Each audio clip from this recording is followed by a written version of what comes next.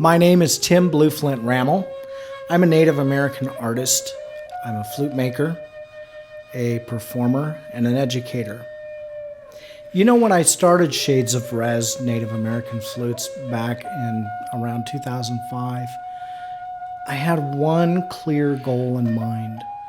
That goal was simply this. I wanted to create the finest Native American flutes from the finest materials that I could gather from all the corners of the world that would ever be available. And in doing so, would raise them to a new level of notoriety.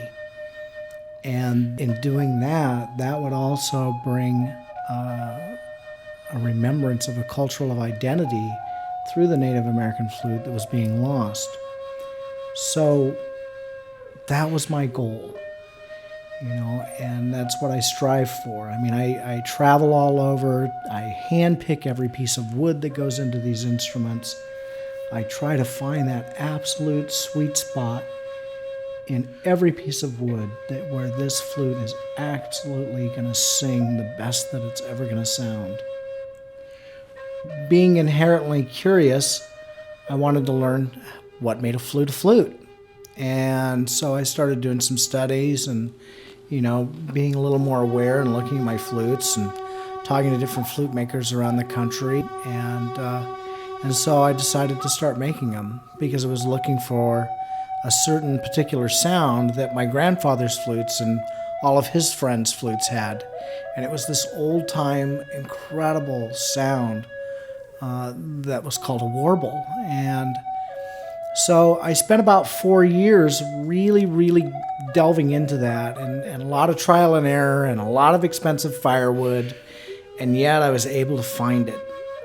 And beyond that, I was able to find it, I was able to refine it and advance it and actually bring it into an evolutionary status.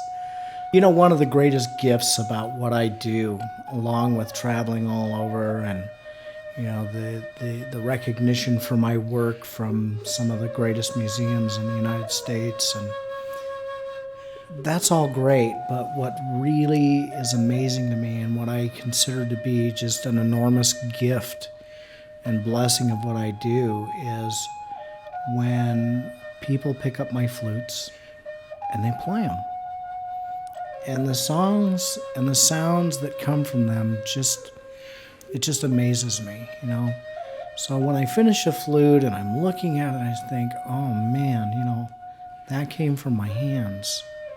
But then when it's passed into somebody else's hands and they give it life through their wind and through their voice, it's an amazing thing. It just touches me and it encourages me to do better and to move forward and to advance and to try new things, and there's just